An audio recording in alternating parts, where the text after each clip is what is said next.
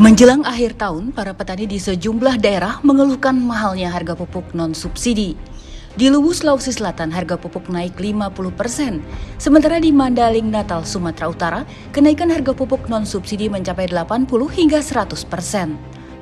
Ada, tapi kami ini rakyat, kasihan masyarakat tidak mampu kami beli, Pak. Mampu, tapi kasihan kami ini, harga gabah hanya sekian. Harga pupuk 400 per sak, bagaimana? 480? Iya, 480. Jadi satu karung baru bisa dapat. Dapat satu karung. Kalau harga gabah mentah sekarang berapa Pak? Sekarang Pak sudah 4.000, 4.100. Harga gabah? Harga gabah itu murah apa mahal Pak? Ya, termasuk murah kalau dibanding itu Pak, dibandingkan dengan pupuk.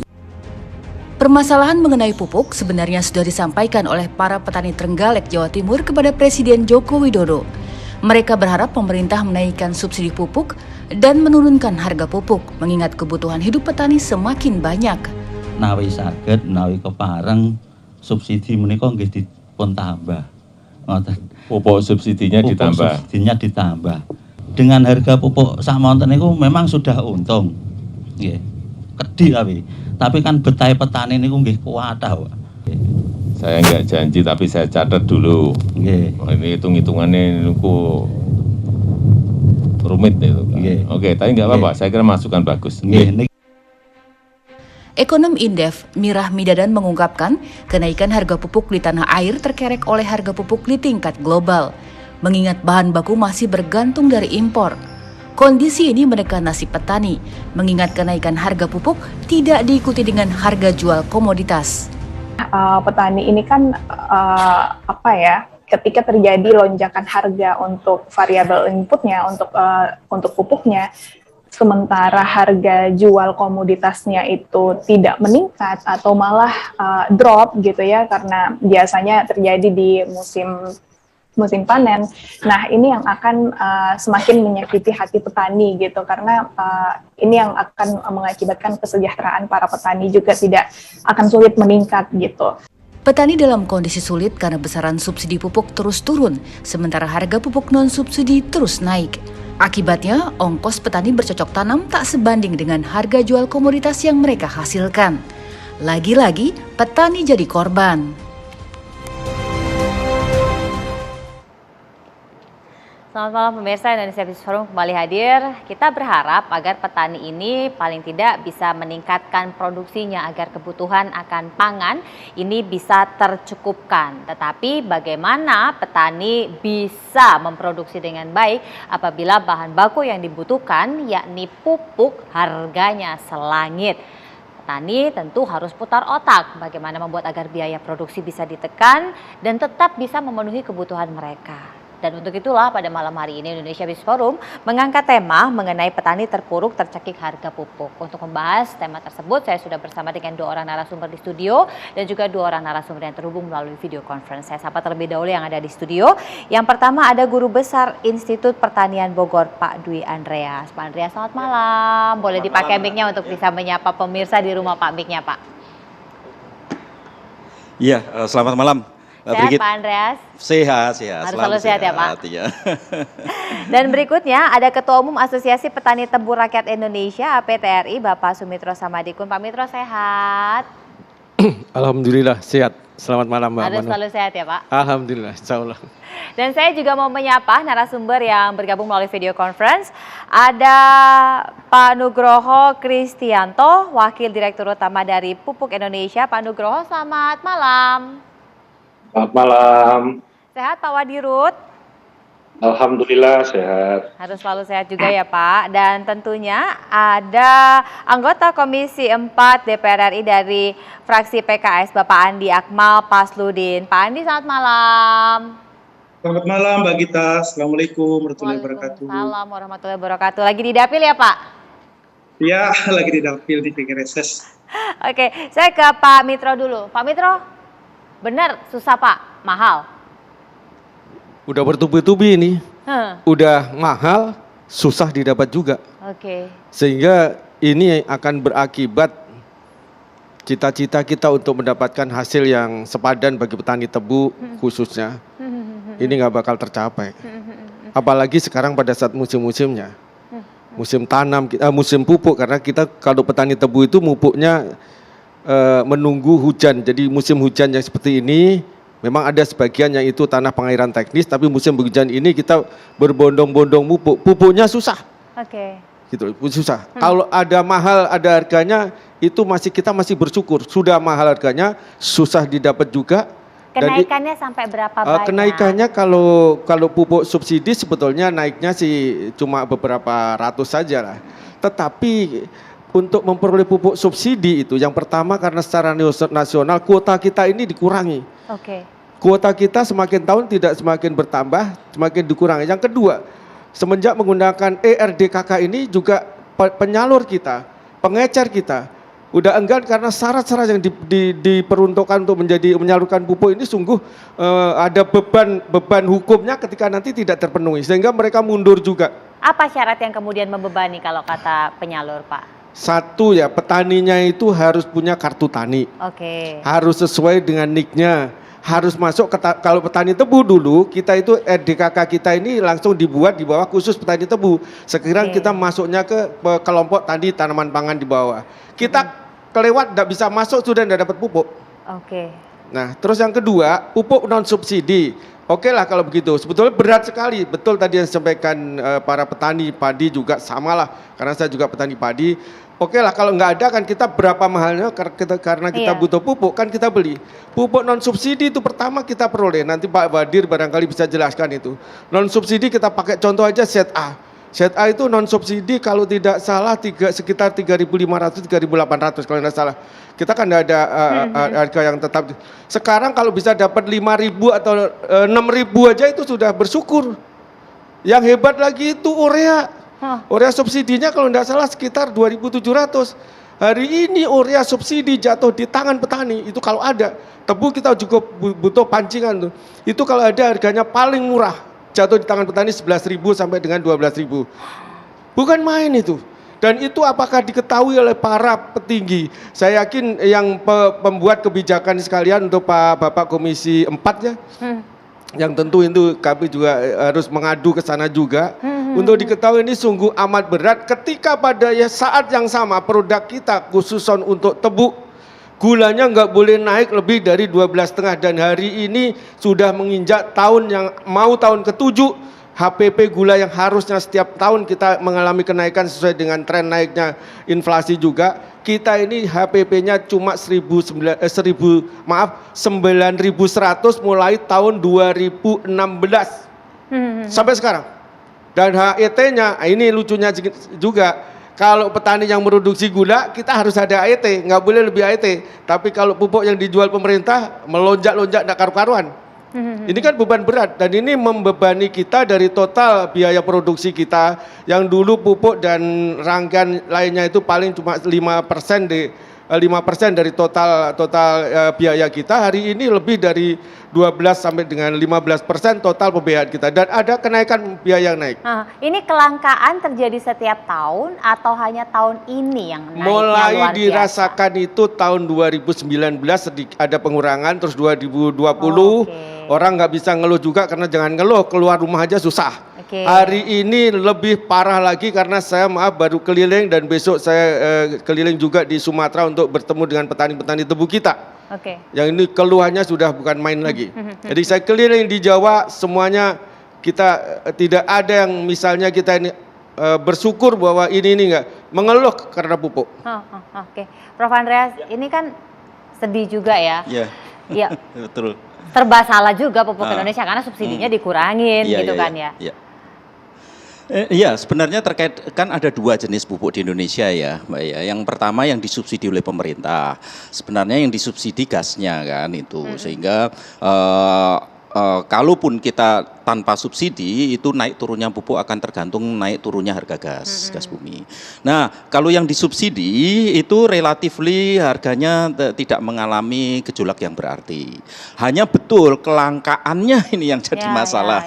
Dan biasanya musim-musim langka itu musim-musim Desember ini dan paling langka nanti di bulan Januari. Karena kalau Pak Mitro tadi tanaman Ini tebu langka untuk karena tebu. nggak ada produksinya atau kenapa kalau dari Ya mungkin terkait dengan penganggaran ataupun yang lainnya ya, karena kan tahun anggaran itu biasanya per Januari ya sampai Desember. Nah di beberapa tempat untuk pupuk yang bersubsidi itu memang di Jawa Timur, ini jaringan tani kami yang di Jawa Timur juga menyampaikan di beberapa tempat tidak langka karena apa? Karena di musim tanam ketiga tidak dipakai, karena musim tanam ketiga di beberapa tempat di Jawa Timur rusak oleh tikus, sehingga ada stok dari MT3 ke MT1 yang sekarang ini. Tapi di sebagian besar yang lainnya biasanya itu langka sekitar bulan Desember Januari. Kalau ini untuk padi sawah ya, karena apapun pupuk bersubsidi ini hampir 100% itu sebenarnya untuk padi sawah sebenarnya itu. Nah selain tadi disampaikan oleh Pak Mitro, memang terjadi penurunan yang relatif tajam subsidi pupuk secara nasional. Kalau sebelumnya itu sekitar 30 triliun, lalu sekarang ini turun sekitar ya 24 triliun yang tahun kemarin, tahun ini. Jadi ada penurunan jumlah pupuk yang juga didistribusikan ke petani dari pupuk bersubsidi. Nah yang betul-betul celaka 12, ini petani-petani yang menggunakan pupuk non subsidi. Karena subsidi ini tidak cukup. Rata-rata di petani jaringan tani kami di Asosiasi Bank Benih dan Teknologi Tani Indonesia, ada di 90 kabupaten saat ini, itu paling sekitar 50%. Hanya 50% yang bisa dipenuhi melalui pupuk subsidi. Nah, sedangkan 50% sisanya mereka harus beli pupuk non subsidi. Nah, pupuk non subsidi ini harganya luar biasa. Kan tadi aja baru petani kami di Lamongan lapor kalau sekarang sudah mencapai 12.000 per kilo. Kan dari harga? Ya non subsidi itu biasanya 375.000 per sak atau sekitar 7.500 yang non subsidi ya. Sekarang sudah naik ke sampai angka 12.000.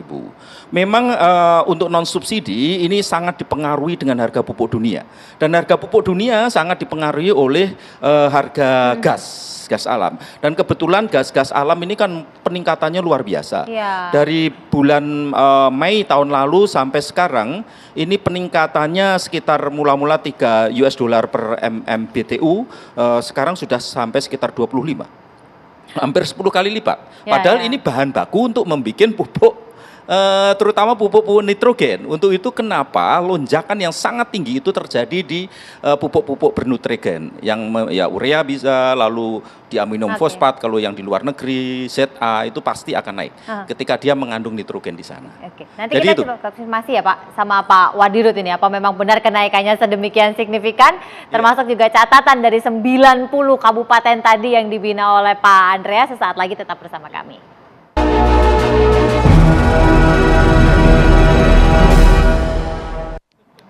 Kita coba konfirmasi ke Pak Wadirut, apakah memang kenaikan harganya sedemikian signifikan.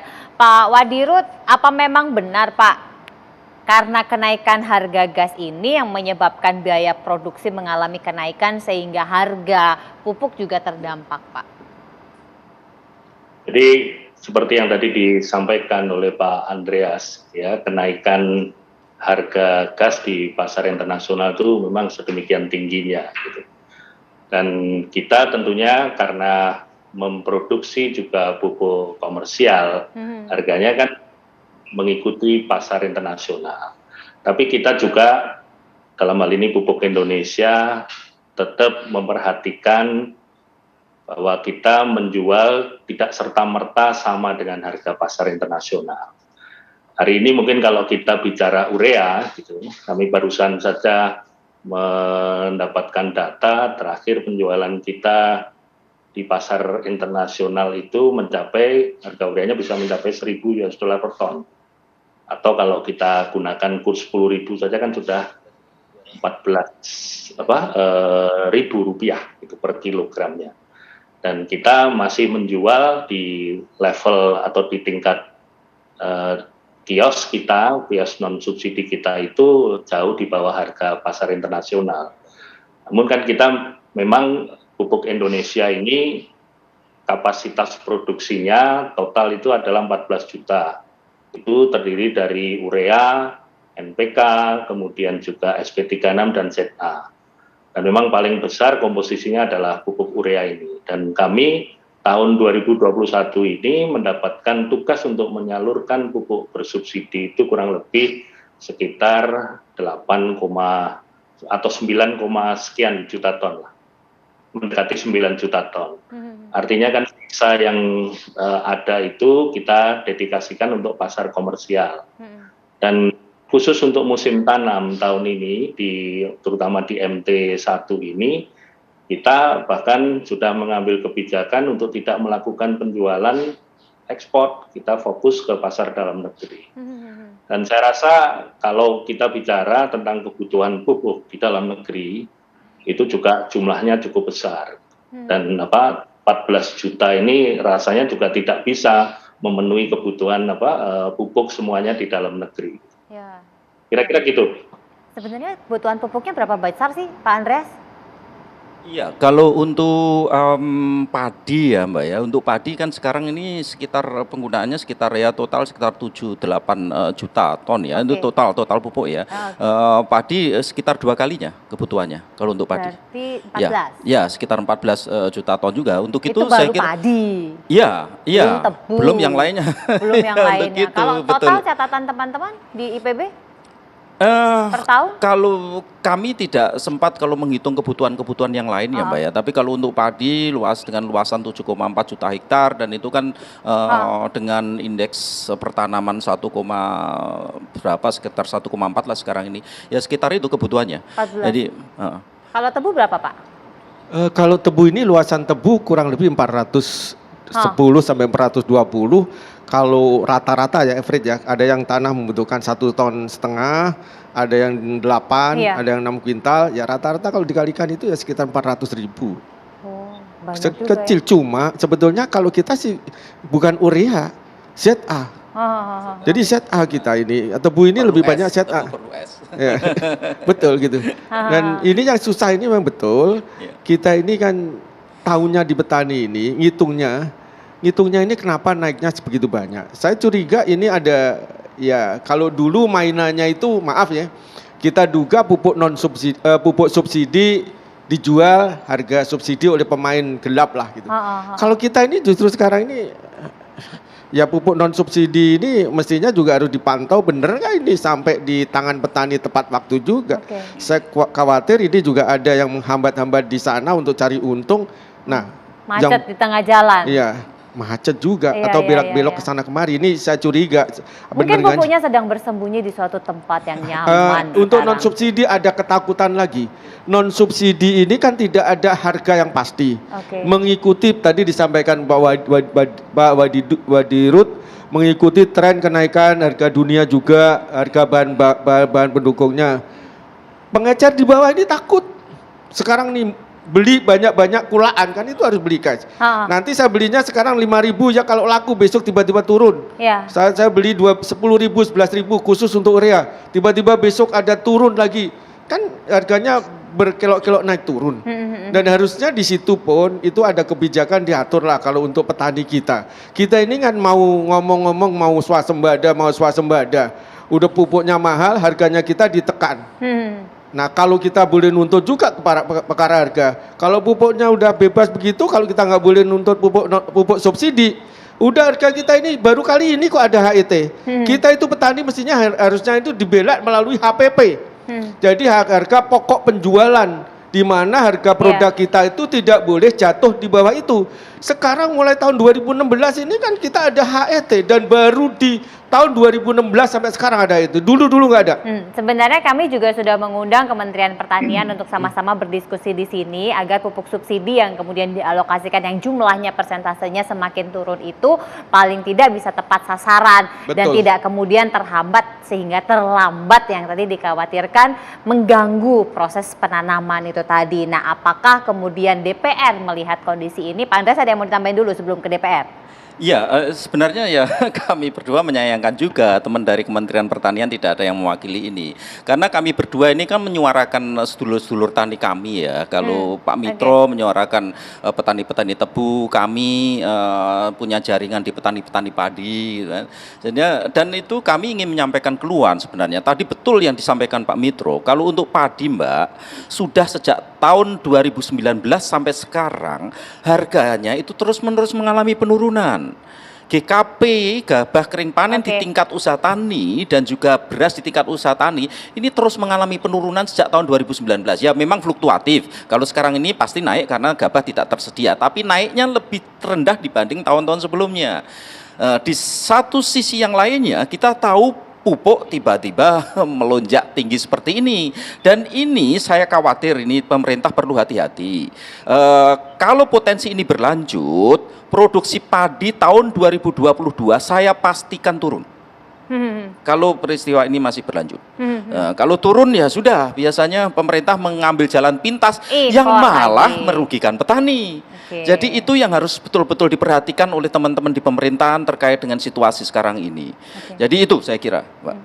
Pak Andi, ini kan serba salah juga ya.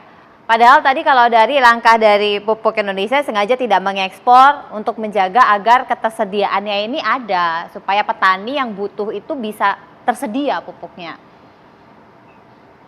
Baik Mbak Gita dan Pak Andreas ya, Pak Mitra, Pak Nugroho. Pertama, saya ingin jelaskan bahwa ada dua hal ya. Pupuk subsidi ini kan kita sudah tahu bahwa angkanya, jumlahnya selama 2 tahun terakhir ini mengalami penurunan. Saya pertama kritik dulu pemerintah ini. Karena subsidi untuk petani, masyarakat luas diturunkan. Sementara untuk penyertaan modal negara BUMN 68 triliun dinaikkan. Ini kan kebijakan menurut kami tidak pro terhadap pertanian. Itu yang pertama bagi saya. Dan kami di Komisi 4 terus menyampaikan bahwa harusnya subsidi pupuk ditambah. Ya kan, karena luasan pertanian juga bertambah, itu satu. Pupuk subsidi sebenarnya kan memang untuk melindungi petani yang punya lahan 2 hektar ke bawah. Itu kan instrumen ya. Makanya ada namanya harga eceran tertinggi, sebenarnya melindungi agar pupuk subsidi ini harganya sesuai yang ditetapkan oleh pemerintah. Jadi sebenarnya aturannya sudah benar Mbak Gita, tapi dalam pelaksanaannya ini banyak sekali masalah. Pertama masalahnya dari ERDKK-nya gitu ya, dari usulan dari bawah. Dan ternyata masih banyak yang menyertakan lahan-lahan terang pangan yang lebih 2 hektar. Sehingga yang diusulkan ke Kementerian Pertanian kebutuhannya sampai 24 juta ton. Ya sementara negara hanya bisa menyiapkan hanya 7,5 juta ton. Jadi Pak Mitro dan yang lainnya, pertama kita tetap meminta agar pupuk subsidi ini dinaikkan jumlahnya karena luasan lahan bertambah. Yang kedua sisi lain, pemerintah juga harus menjamin harga pokok pembelian, harga pokok pemerintah. Dan sebenarnya tugasnya Bulog yang selama ini tidak dilaksanakan dengan baik. Sehingga pada saat terjadi panen raya, petani tidak mendapatkan harga yang baik. Jadi petani kita ini 2 kali menderita, kesulitan dapat pupuk, yang kedua harganya yang tidak berpihak. Nah pupuk komersil, Mbak Gita dan Bapak Ibu sekalian, kita tahu bahwa memang bahan untuk membuat itu kan banyakkan dari luar. Tapi harus diingat, kita adalah negara pengekspor gas terbesar. Harusnya pemerintah menurut kami itu adalah mensubsidi gasnya untuk pupuk Indonesia gitu kan, sehingga harganya mungkin sekarang 5.000 atau 6.000 jangan sampai melonjak sampai 15.000. Saya kira nggak seperti itu ya, atau jangan sampai melonjak terlalu jauh. Yang kedua, kita minta juga supaya pupuk Indonesia terbuka dan transparan, menyampaikan kepada publik bagi petani-petani, komoditi-komoditi yang memang ekonomis, yang ekonomis, yang ada membeli pupuk komersil dengan harga kenaikan misalnya dari 6.000 jadi 9.000 gitu kan. Jadi ada transparansi, jangan sampai terjadi masalah permainan di tingkat distributor, tanda kutip ya, ini oknum ya, atau di tingkat agen. Nah, kenyataan yang kita dapatkan, kami di Komisi 4, fungsi pengawasan kami melihat bahwa masalah subsidi pupuk yang distribusinya banyak bermasalah sebenarnya karena memang kita masih menggunakan manual. Jadi sebenarnya kita menuju ke depannya bagaimana digitalisasi daripada data-data petani kita, luasan lahan kita, sehingga Menteri Keuangan, jadi mudah-mudahan Ibu Menteri Keuangan melihat ini, Sri Mulyani yakin bahwa pupuk subsidi harus ditambah bukan dikurangi, kan gitu ininya ya, apa yang kita harapkan gitu ya. Nah, dengan sistem digitalisasi pertanian, dengan catatan bahwa petani yang belum dapat kartu tani tetap dapat pupuk Pak Mitro. Jadi nggak boleh petani yang terdaftar sebagai petani kecil dia tidak dapat pupuk subsidi, itu berarti negara lalai terhadap perlindungan petani kita gitu. Ya, jadi ini 2 pihak yang perlu kita lihat. Dan untuk komersil sendiri, sekali lagi bahwa yang tentu Pak Mitra pengusaha atau mungkin pengusaha sawit, ya Anda membeli pupuk komersil gitu ya, tapi PT Pupuk Indonesia sendiri juga jangan juga terlalu naik drastis dan harus ada penjelasan. Jadi kan BUMN kan harus terbuka sama publik. Bahwa kenapa kita naik? Karena mungkin ada kandungan bahan baku yang mengalami kenaikan yang cukup. Nah, saya juga melihat di lapangan bahwa sebenarnya pupuk kita cukup ya jumlahnya ya. Tapi yang masalah tanda kutip di sini adalah distribusinya. Nah, kami mengusulkan sebenarnya Pak Andreas ya dari PB bahwa harusnya agen diperbanyak, kemudian badan usaha milik desa, BUMDes ini diberdayakan, ya kan, sehingga terjadi transparansi sebenarnya pupuk yang masuk satu desa itu berapa dan kemana larinya gitu. Tidak seperti sekarang ini banyak pupuk yang pindah antar kecamatan, antar kabupaten, bahkan mungkin antar provinsi juga, ya kan, sampai lagi masalah adanya pupuk-pupuk palsu yang tentu yang banyak beredar juga seperti itu Mbak Gita. Saya kira cukup seperti itu. Ternyata ada pupuk palsu, ada pupuk pindah tangan, pindah lokasi, pindah warung juga jangan-jangan. Sesaat lagi kita akan membahas mengenai pupuk yang bisa pindah-pindah ini. Sesaat lagi, jangan kemana-mana pemirsa.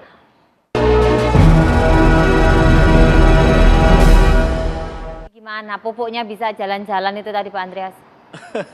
Ya itulah, dalam hal kita tahu persis lah, karena kami juga melakukan riset khusus terkait itu dengan salah satu lembaga di pemerintahan. Dalam arti pupuk itu karena disparitas harganya sangat tinggi, sangat besar. Sebelum harga urea saja naik sekitar sekarang ini di tingkat petani 12.000, itu kan sebelumnya 7.500 yang non subsidi Mbak. Yang subsidi kan 2.250. Perbedaannya 5.000. Bagaimana nggak menggiurkan banyak orang kan, 5.000 kan, sehingga ini permainannya luar biasa permainannya. Untuk itu sebenarnya usulan kami, sikap kami sebagai asosiasi API2TI sudah tegas, alihkan subsidi pupuk tersebut ke direct payment ke petani, itu yang pertama. Yang kedua, gunakan sebagian juga untuk perlindungan harga di tingkat usaha tani. Kalau itu dilakukan, katakanlah anggaran subsidi pupuk 30 triliun, maka 30 triliun akan sampai 100% ke petani. Karena petani mendapatkan cash money terkait itu. Kalau 30 triliun itu, kalau sekarang 24 triliun ya, itu diwujudkan dalam input yang terjadi seperti ini. Disparitas harga yang demikian tinggi akan menarik banyak orang, kan rent seeker ataupun apapun akan bermain semua di sana. Dari lini 1 sampai ke lini 4. Jadi itu Mbak, dan itu luar biasa Mbak. Walaupun saya tidak bisa sebutkan angkanya karena ini kami gunakan untuk laporan ke Presiden. Jadi itu yang terjadi saat ini. Ya, dan itu sebenarnya usulan itu sudah lama. Ketika saya membantu Presiden di tim transisi tahun 2014, usulan itu sudah muncul sudah kami usulkan. Bagaimana mengalihkan anggaran pupuk yang bersubsidi ini bukan ke input tapi ke direct payment. Lalu di waktu Rembuk Nasional tahun 2017 itu kami juga sampaikan itu ada sekitar dengan 2.000-an orang. Jadi problemnya apa sampai sekarang sudah sekitar 6 tahunan tapi masih belum juga bisa diaplikasi Pak? Ya itulah, karena kan menggiurkan ya, dengan disparitas harga yang sedemikian tinggi, sudah tentu barangkali, kalaupun itu dialihkan menjadi direct payment, banyak yang terganggu, kan itu kan ya. Sebenarnya ada 2 program, yang satu sudah dilakukan ketika kami merancang program tahun 2014, pada waktu tim transisi untuk Presiden, itu ada 2, yang satu peralihan Raskin dan Rastra menjadi direct payment dan sekarang menjadi BPNT kan. Karena apa? Pada saat itu kami temukan Raskin pada saat itu memboroskan inefisiensinya mencapai 40%. Dan betul ketika Raskin berganti BPNT itu terjadi efisiensi naik 46%. Dan itu hampir sama dengan pupuk sebenarnya. Itu. Sekali lagi kami sebenarnya juga sudah mengundang Kementerian Pertanian karena yang ngatur siapa kemudian yang bisa dapat subsidi, datanya bagaimana alurnya dari Kementerian Pertanian, tetapi tidak ada yang kemudian bisa bergabung dengan kita untuk berdiskusi di sini. Sekali lagi Pupuk Indonesia ini hanya sebagai produsennya saja yang memproduksi dari pupuk itu sendiri. Kalau dari Pak Mitro sendiri, teman-teman APTRI juga mencatat hal yang sama. Iya betul, jadi kita ini sumber data terutama ya, sumber data. Saya meragukan bahwa sumber data yang real itu masuk ke pertanian itu cocok. Jadi marilah kita bandingkan. Kita bandingkan satu sisi aja yang kebetulan saya ini ya zaman reformasi ikut, zaman kemarin saya juga sudah jadi petani sebelum reformasi. Itu zaman itu belum ada digitalisasi. Di mana tahun 90-an tahun itu nggak ada. Tapi seluruh petani ini, bahkan kami ini, yang sawah saya mungkin ya agak lumayan itu dengan saudara-saudara, karena bapak saya ini senangannya beli tanah gitu. Jadi tiba anaknya gini ini kita ngopeni. Itu dipaksa harus beli pupuk, harus menggunakan pupuk subsidi, dan harus waktu itu namanya Bimas ya. Harus pakai pupuk Bimas. Nggak boleh saya pakai pupuk lain itu. Harus sampai kita ini dipaksa-paksa pakai pupuk itu. Nah sekarang ini orang dibatasin, kita petani tebu paling di RDKK paling Banter cuma punya berapa? 2 hektar. Kalau lebih 2 hektar itu berarti petani mampu. Ya kalau mampu, kenapa orang punya lebih dari 2 hektar, kan kita masih bisa petani. Dan maaf, saya ini nggak hanya petani tebu loh Pak. Saya ini petani padi juga, jadi ikut ngerasain juga ini. Dan hari ini padi saya yang mau tanam juga belum ada pupuk. Jadi ini kesulitan seperti ini sebetulnya tidak harus terjadi karena kita ini kan produsen pupuk. Gitu loh. Kita nanti tanya bagaimana kemudian distribusinya kalau di Pupuk Indonesia sesaat lagi. Tetap bersama kami.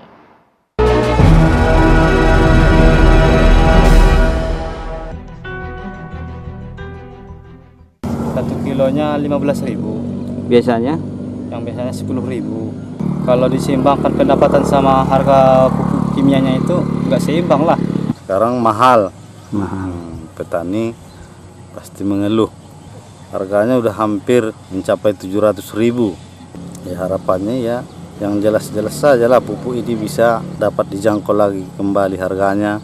Yang kami ketahui dari produsen bahwasanya ya mungkin stok itu mungkin ya tidak tersedia. Kalau udah sudah naik. Naik ya? Naik berapa Bu? Naik 100 lebih. 100 lebih? Dari berapa? Dari 300 lebih menjadi 400 lebih. Naik, harganya naik seperti yang tadi disampaikan oleh Pak Mitro dan juga Pak Andreas. Tapi sebenarnya distribusinya ini seperti apa sih, kok tadi disampaikan pupuknya bisa pindah tangan, pindah toko dan lain-lain. Coba kita tanya kalau dari Pupuk Indonesia sendiri seperti apa, Pak Wadirut, monggo. Baik, kalau kita bicara mekanisme penyaluran atau distribusi pupuk bersubsidi semuanya sudah diatur. Jadi mulai dari lini 1, lini 2, lini 3 sampai dengan lini 4 di level kios pengecer.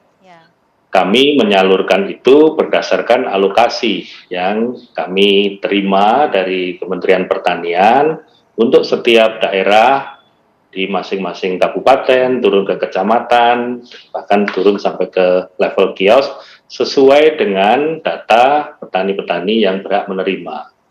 Artinya penyaluran pupuk bersubsidi ini sudah diatur sedemikian rigid.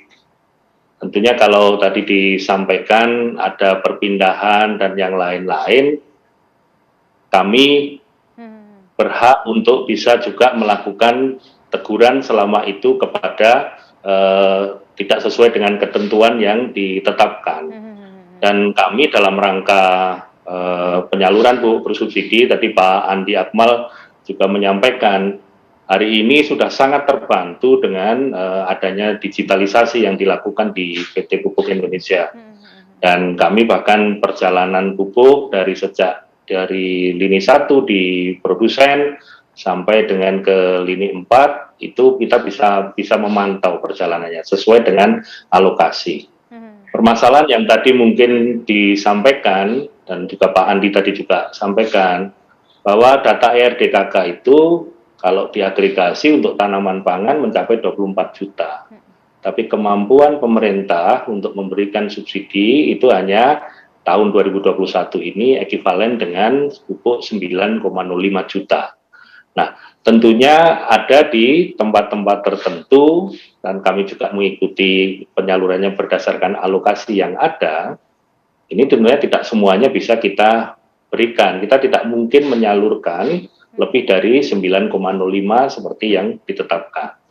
Sedangkan kalau kita bicara pupuk non subsidinya, distribusinya mungkin relatif bagi kami tentunya sebagai produsen akan memikirkan bagaimana yang paling efisien. Sehingga kami untuk pupuk non subsidi ini tidak mengikuti ketentuan untuk penyalurannya seperti halnya pupuk bersubsidi tadi. Kami memiliki beberapa gudang supply point yang ada di beberapa daerah dan tidak harus misalnya di setiap kabupaten kami punya gudang supply point. Tentunya kalau misalnya saya mengambil contoh lokasi kabupaten itu berdekatan dengan produsen pupuk, tentunya itu bisa dijangkau dari produsen pupuk, gudang di produsen sendiri, tidak perlu kita harus membuat gudang di situ. Nah, ini yang membuat perbedaan antara penyaluran pupuk bersubsidi dan pupuk non subsidinya. Saya rasa itu, Mbak Gita. Jadi sebenarnya sudah ada upaya bahkan tadi digitalisasi supaya di tracking dari pupuknya itu bisa dicek. Nah, kenapa masih bisa pindah? Nanti kita tanya lagi deh sama Pak Andreas supaya tidak ada lagi yang bisa pindah. Karena penyalurannya kalau dari produsennya pabriknya tadi udah benar. Nah, pindahnya ini siapa yang mindahin gitu? Sesaat lagi tetap bersama kami.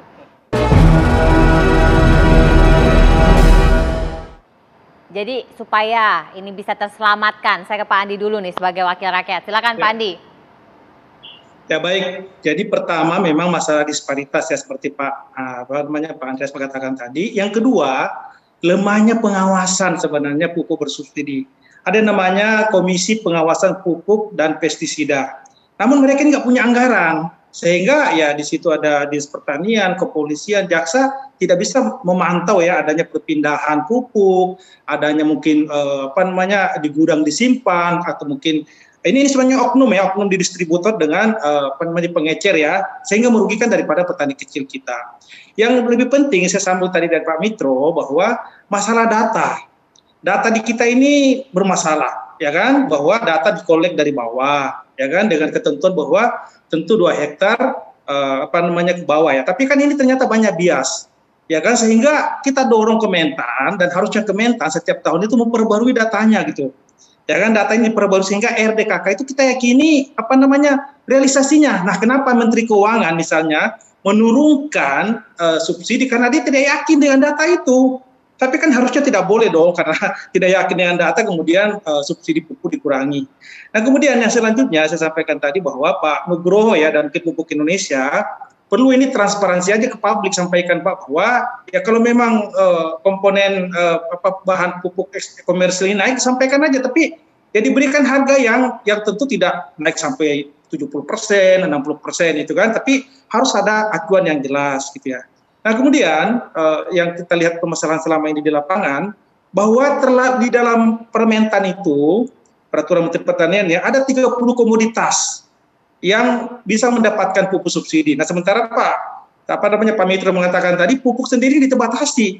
Nah, sementara yang kita katakan melindungi petani kita adalah tentu petani kecil. Mau itu adalah petani tebu, petani pajale maupun yang lainnya tetap harus mendapatkan pupuk subsidi.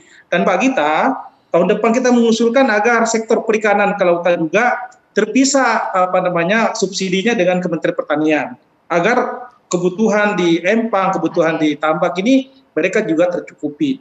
Jadi sekali lagi bahwa saya sepakat tadi bahwa harusnya memang saya sepakat Pak Andreas subsidi itu dihilir. Ya kan, petani mendapatkan subsidi secara langsung atau harga yang disubsidi kepada produk pertanian kita. Itu ide itu Pak Andreas sudah saya sampaikan 7 tahun lalu di Komisi 4. Cuma kan eksekusinya kan di tangannya Presiden. Ya temannya Pak Andreas ini kan atau di Kementerian Pertanian kan harusnya yang mengeksekusi ini kan, jangan jadi diskusi ya eksekusinya kapan? Mengeluh misalnya pupuk langka terus Presiden sendiri bagaimana langkah-langkah taktisnya gitu loh. Ya kan, kalau DPR kan bicara ya eksekusinya adalah pemerintah, Presiden dan Menteri tentunya gitu. Baik, Pak Andreas silakan singkat. Ya, memang persis seperti yang disampaikan oleh Pak Andi. Sebenarnya mekanismenya yang harus kita rubah.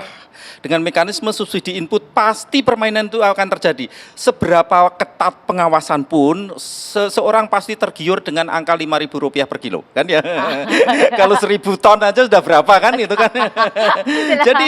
Jadi itu untuk itu betul dan ini sebenarnya sudah kami sampaikan ke Presiden juga di Rembuk Nasional juga bahwa ini segera mekanisme subsidi ini diubah. Subsidi dinaikkan yes, tapi jangan subsidi input, tapi perlindungan harga dan direct payment ke petani. Itu. Makasih. Saya ini cuma mikirnya maunya pemerintah.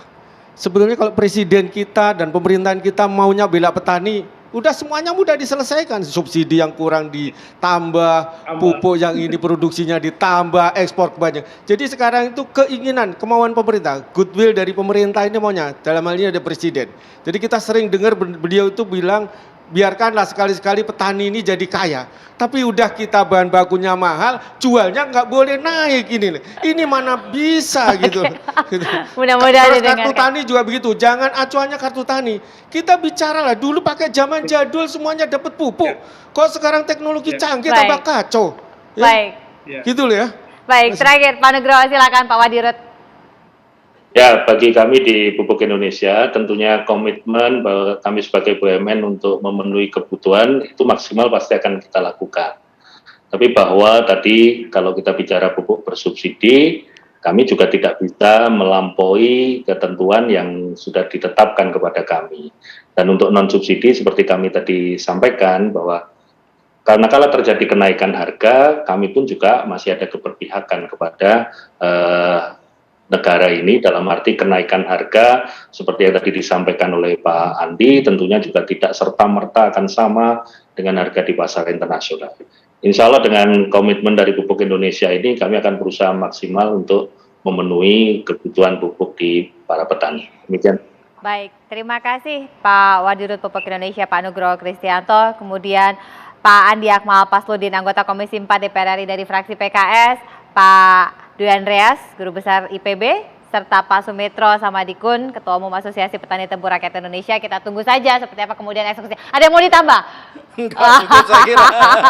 Kita tinggal tunggu eksekusi. Sudah jelas lah dari saya itu. Alihkan subsidi input ke output. Baik, terima kasih Bapak-Bapak. Kita tunggu saja eksekusi dari pemerintah. Mudah-mudahan political will-nya, goodwill-nya tadi yang bagus-bagus, ini bisa segera terrealisasi. Saya Brigita Mandara pamit, selamat malam, sampai jumpa.